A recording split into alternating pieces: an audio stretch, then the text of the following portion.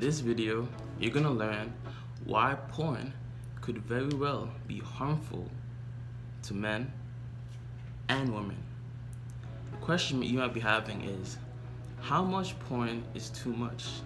How much differentiates someone who's just using it for recreational uses and someone who's actually addicted to it and almost needs it to have a good day? This video is jam-packed full of evidence and research that should give you a better understanding and help you better manage your relationship with pornography. So stay tuned for that. I remember being broke, yeah, I know if all this money go, I'm gonna look up like where everybody go, yeah, I remember sleeping on the floor. Alright, welcome back to the channel. Make sure you subscribe, like the video. My goal for this channel is to provide you with a daily dose of edutainment. My goal is to entertain and to educate you no matter the topic, ranging from reaction videos to comedy, where I leave my commentary at the end of the video, to social commentary on things that are going on in the world, to dating advice. Just my goal in every single video is to make it a life-changing video. Videos that make you think, but also make you laugh in a way, and just better your life in one way or another. So today's video, we're going to be talking about why porn could very well be a poison to men. So I came across this video and I thought it was mad informative. It broke it down and it gave some research that supports and some research that could very well debunk porn's effect on men in general. So y'all watch that and I'll see you all at the end of the video. If the person watching this is a straight male, then something very important to know may have just happened in your brain. And I am making this video to show you what that thing is and will prove to you that it has the potential in varying degrees to harm you. I will be providing neuroscientific evidence to validate this claim and will give the links to all of the following studies I cite in the description below. But first things first, I am not bringing this to your attention to be the biggest buzzkill of 2017. If you want to get your rocks off and fap to porn, go right ahead. And in no way do I want the government to regulate pornography in any way at all. I am also not coming at this from a religious perspective. I adhere to no faith, so when I speak about the potential for harm that internet pornography has on the brain, try if you can to separate me from the right-wing fundamentalists who sound similar. Here's the key difference. They use scripture and claim a moral precipice. Some even go as far as to regulate through the state the numbers of fingers that are allowed to be inserted into an orifice. So please understand that those authoritarian, God-fearing punks are different from me because I am not coming from a place of supposed moral truth. This is not a moral argument. I am merely setting up a discussion from a place of science to explain a truth that no one talks about. It's important in this case to look specifically at the neuroscience because everything I'm going to say has to do with the brain. So what have our brains told us so far about internet pornography? And why do I seem more worried about men and not women? Does porn cause brain damage? Is it addictive? Well, first of all, we need to acknowledge that the answer to all of these questions exists on a spectrum. People are different. Some are prone to addictive tendencies. They get addicted to drugs, to alcohol, even to food or gambling, meaning they continue to do certain behaviors even after those behaviors have caused them or other ones around them harm. Whether you think the term addiction, broadly speaking, is used too often to excuse weak wills is not the point. Because we could, for the sake of argument, call it weak willpower, a disorder, an illness. We could even just say that people are being irresponsible when they drink too much, eat too much, or use too much porn. The term doesn't matter at all. You can call it whatever you want.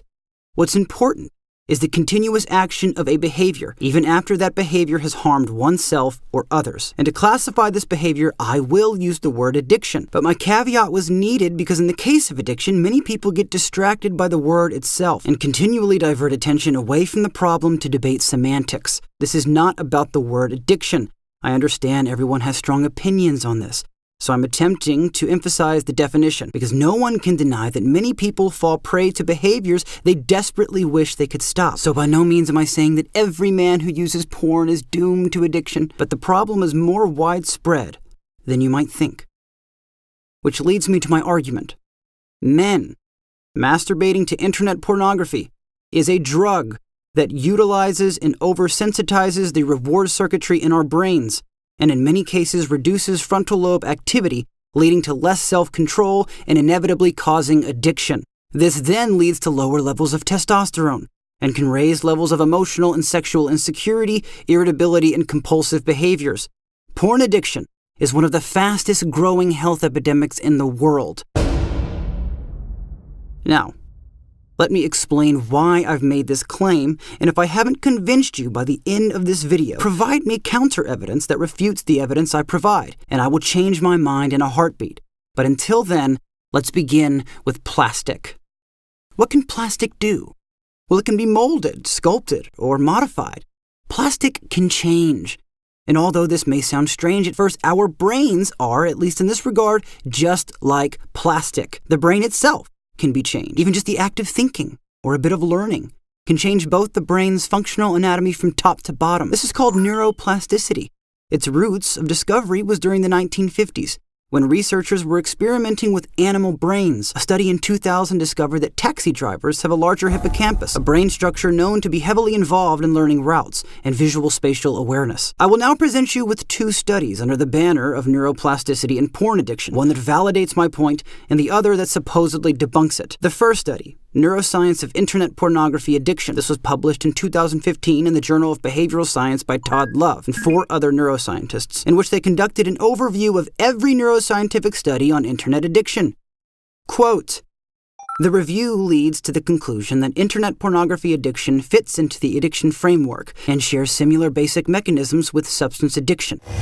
There is a glut of evidence that natural rewards are capable of inducing plasticity in addiction-related circuitry." Olson cited fMRI studies showing gambling, shopping, orgasms, video games, and the sight of appetizing food to activate the mesocorticolimbic system and extended amygdala in the same manner as do drugs of abuse. It also claims that, quote, "some internet activities, because of their power to deliver unending stimulation and activation of the reward system, are thought to constitute supernormal stimuli," which helps to explain why users whose brains manifest addiction-related changes get caught in their pathological pursuit. Now, our next study questions the existence of sexual addiction. Psychologist Brian Mustansky published it in 2013 with the headline reading, "A new study showed the brain's responses to pornography is different than drugs." In this study, they were looking for the P300, a term that was coined by previous neuroimaging work explaining the identical correlation in the brain when watching pornography to that of drug abuse. They took men who were attracted to the opposite sex and personally struggling with watching too much internet porn, and then showed them an assortment of images. The images were carefully selected to evoke pleasant and unpleasant feelings. Some pictures included dismembered bodies, skiers, and sex. The erotic pictures included romantic kissing, whereas other pictures showed explicit intercourse between one man and one woman. And wouldn't you know, the brain did not react to the erotic images the way it would with drugs. It was different, not as powerful. But why did you only show images? Why did you not show actual high-speed internet pornography? It would seem that if a man who's been watching porn for years wouldn't show the same response from a still picture. In my view, it's the addictive equivalent of giving a cocaine addict a sip of coffee. But let's put that to the side. What were the pictures he saw before the ones that showed kissing and caressing? Dismembered bodies. I know that if I just saw someone's head chopped off or arm cut into, the last thing I'd want to do is jingle my jolly. But let's even put that to the side. This man was in a hospital with people watching him. It certainly isn't the best environment to promote a mood of sexuality. So think about it. These subjects were looking at pictures of bloody bodies on a hospital bed surrounded by doctors who were staring at them. No videos, just pictures, and you wonder why they didn't get excited. In my view, they should do it again, but include the 4 factors I just emphasized. Give the man a video, not a picture. Don't show him dead bodies. And do it at his house, in his room, and have a study group. The results will be different. That is my hypothesis. And this is one of the only studies that countered the overwhelming consensus among the neuroscientific community that porn affects the brain just like drugs. And just think about it for a second. Given that drugs don't actually do anything other than alter the already existing chemistry in the brain, so the idea that technology can stimulate it into creating its own highs and lows is a very rational position. But I can tell you're still not convinced. Then maybe these will convince you. In the past 3 years alone, 29 scientific studies on porn's relationship to the brain have been published, and not one of them refutes the claim of a correlation of compulsivity and addiction in relation to continual consumption of pornography. But you may still be saying, so what? It's not a big deal. Porn can be addictive. Most people aren't addicted to it, though. To which I would completely and fundamentally disagree with you. I am arguing that this is happening to a lot of men all over the world and in very alarming numbers. Too many men are addicted to pornography. But because of the amount of shame and public embarrassment that comes with the behavior, they do not speak out.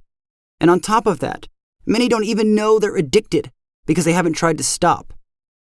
Let's take a trip to one website called NOFAP.com, which is a subreddit of a community that comes together to avoid the use of pornography. I was very shocked to find out that it was not a small forum of individuals, but hundreds of thousands of people, mainly men ranging from the ages of 18 to 55. And this doesn't even include all of the other people who can't stop but have just never heard of this website. But the most eye-opening thing of all are the personal stories.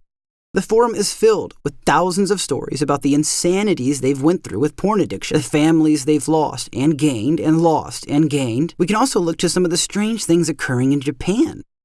They're not having sex. A report from The Guardian probing into the issue sources evidence that 61% of unmarried men aged 18 to 34 were not in a romantic relationship, and a third of the people under the age of 30 had never dated at all. One of Japan's authorities on love and relationships, Ayama, said that many are turning to what Ayama terms pot noodle love. Easy or instant gratification in the form of casual sex, short-term trysts, and the usual technological suspects. Online porn, virtual reality girlfriends, and anime cartoons. No one yet knows for sure why Japanese men aren't interested in sex anymore, but this story in particular emphasizes, if nothing else, that with the drastic rise of technology and fast access to virtual instant gratification, Japanese men are becoming emasculated by their environmental surroundings, and so are we. A recurring theme within the NoFap community is that when they stop watching porn, they feel more confident, stronger, and more emotionally secure. They say they feel cleaner and end up having more sex with real women. We know that porn changes the brain, and we're beginning to realize that it may also change our hormones, giving men low T, which can further exacerbate feelings of irritability and restlessness, and the cycle continues. And why have I been focusing on men so much and not women? Because men are more aroused by visual stimuli than women are. Men are genetically predisposed to find women and have sex with them, so to have a laptop that provides high-speed internet porn with an endless supply of videos to cater for whatever fantasy he desires, it's no wonder so many are addicted. Alright, so hope that video was mad informative, mad helpful for y'all. Just broke down the reality of what you and your relationship with porn could very well be like right now. So I personally I was never addicted to alcohol or marijuana or any cocaine, stuff like that. Mine was always pornography. And I came across the realization that I started feeling almost, you could say, erectile dysfunction in a sense, in terms of like, I wasn't able to even come when I wanted to come. Like, even when I wanted to come, I couldn't come because like there was nothing to come out because I've been jacking off so much, right? And I was like, it was almost like getting head or getting sex, so it's not even as pleasurable as it would have if I wasn't jerking off all the time, right?